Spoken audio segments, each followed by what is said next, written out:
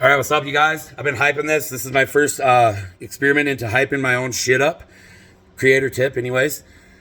We are here now at Burning Snow Studios. I'll be doing more videos about this later, so that's not what this video is about, so we'll get on with it. In a way that someone has shown me positivity and kindness in my life. If you're a glass blower, you know how hard it is to make one of these. This is a fucking double bow tie flat disc pendy that also holds my dabs when I want them. So, what I'm doing today is the first thing that will help you glean ideas on my content if you've been confused about it. I want to start this video by saying, people from me and Kai's family, friends, fellow glassblowers, put aside your ego, put aside the toxicness of the world, and just take the next however long this man Kai right here determines to sit right down over here. I'll be right over on this side. He's gonna look at the camera and myself and do whatever he'd like, and we're gonna enjoy him. To show that we're enjoying him, I'm gonna let him start his story while I go and smoke a little bit of weed, so that way you guys can just start to get to know him, okay? You keep in mind, no time limit, this is YouTube. All right. Hey everybody, my name's Kai. I'm the founder and owner of Burning Snow Studios. Talk as loud as you can. And I also, Scoot closer, sorry. I've been doing some Engagement. stuff. I'm really excited to be a part of this process that Bradley's going through. Bradley's one of my favorite people in the world. And you may know a little bit of backstory between us. We haven't always been super close homies in the past few years, and that's due to some of my actions, the things that I chose to do, and the selfishness and the narcissism that I engaged in for a long time. But some of the things that's been really great is that time does heal wounds, and it really comes down to willingness, honesty, and open-mindedness for me. One of the things that was really cool the other day is, it hasn't even been that long, but I started seeing Brad start posting all this really great content, and some of the stuff that he's been putting out there really kind of started making my mind get really, I don't know, just, it's changed a lot of my thought. It's changed a lot of my perspective, and it's allowed me to engage in a new level of relationship with Brad. We worked together for quite a few years. I'll give you a little backstory about myself. I live in Bozeman, Montana, and I came out here as a dirtbag, basically. I lived in a van, and I had a dog, and I just came out here mostly so that I could snowboard. That was the Do only what you reason. want, punk rock. Yeah, that's what I wanted. I wanted to come out here, and I just wanted to shred the mountains. I was living in South Dakota before I came here, and the mountains out there are kind of small. Snow's good, but not very much vert. And I decided to come out here to Bozeman and to get into the ski industry. I'd already been working at a ski area out there, and decided I'd just come out here and I'd get involved with a couple of the ski areas that are here. There's quite a few in the area, and so I thought, why not?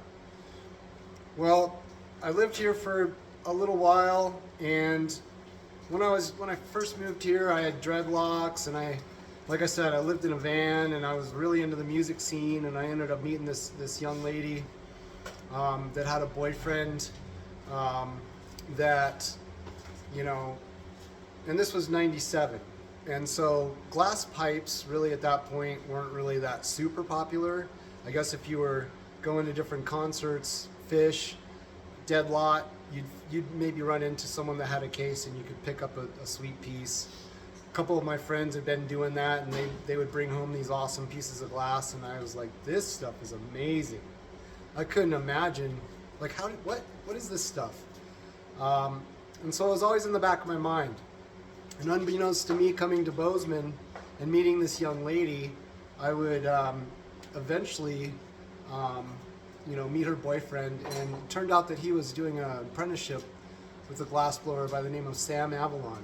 You can check him out at Avalon Glass.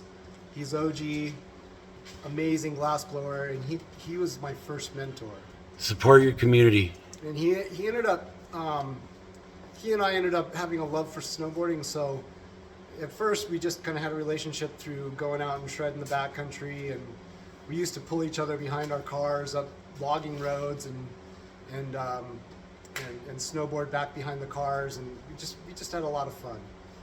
Well, I just really admired the fact that he was a glassblower, and I would sit and watch and watch and watch. I watched for a full year and asked him every day, "Are you going to show me? Are you going to show me? Are you going to show me?" And he was always just like, maybe tomorrow, or maybe later, or whatever. I did this to him. Yeah, I make a lot of my guys that I've taught just sit and watch for a while to kind of get a perspective on how they want to learn and how their ability to pay attention is. But anyways, I sat and watched this kid for a year. Finally, he's like, "Okay, it's your time. Get on the torch." And I was able to jump on that torch, and I was able to make something that was actually usable the very first time I jumped on. And he was pretty impressed, and I was impressed because I had never done it before. Once I did that, it was like basically the end of the story for me. That was what I wanted to do. I wanted to be a glassblower. I was going to get my own torch. I was going to get my own tools. And anyway, fast forward about 5-6 years, and Operation Pipe Dreams happened. A lot of us glassblowers went underground, and it was looking kind of bleak for us. Research all this shit. Yeah, Operation Pipe Dreams. Ashcroft, he was the guy that kind of pulled that on us. But in that time, I decided to stop making pipes and just kind of make trinkets and marbles and goblets, and I did a lot of wedding stuff, and I just made anything I possibly could that I could sell in public at like a farmer's market. I got married during that time, and started venturing around the United States and kind of laid down the torch for a little bit. But as soon as we were done with her college and everything was basically kind of smoothed out, we moved back to Bozeman, and I started blowing glass again. I built a little studio with a friend. His name is Jesse Barney. You can check out his content at Barney Design Co. YouTube, Instagram, LinkedIn. Anyways, he and we decided we were gonna create a little school. We really liked the idea of teaching people how to blow glass and to do different kinds of content, and show them, what kind of stuff, we had learned. That lasted for about 3 or 4 years. It was called Spinning Sand Creations, and yeah, it was fun, but there was no money in it because we didn't know how to market. We didn't know how to do anything that was really like significant to get us to be able to really move forward. We had a great studio, we had tools, we had equipment, we had supplies, but we just didn't have any outlet to sell our glass. Farmers markets mostly, and a few shops here in town. And none of it was paraphernalia, it was all like trinkety stuff. And so after that kind of fell apart, he and I said, if we can't ever, make this work, we'll go into construction. So he and I both started construction companies. I built some houses, did some siding, roofing, all that stuff. Learned a lot of stuff that way. Helped me be able to build just about anything I needed to build. I mean, I built pretty much everything in this studio, all the benches. I did all the duct work and the exhaust that you see above my head up here. I built all that stuff. And I was glad for that experience. It really helped me in my journey. But I wasn't blowing glass, and I was feeling a little bit, empty without it. And so, more life happened. I had my wife and I were trying to have kids after about 7 years of marriage. We didn't have any kids, and we kind of ran around and had great times. And we ended up getting pregnant, and We had a great 9 months. The pregnancy was good. Everything was awesome, and we ended up moving to South Dakota.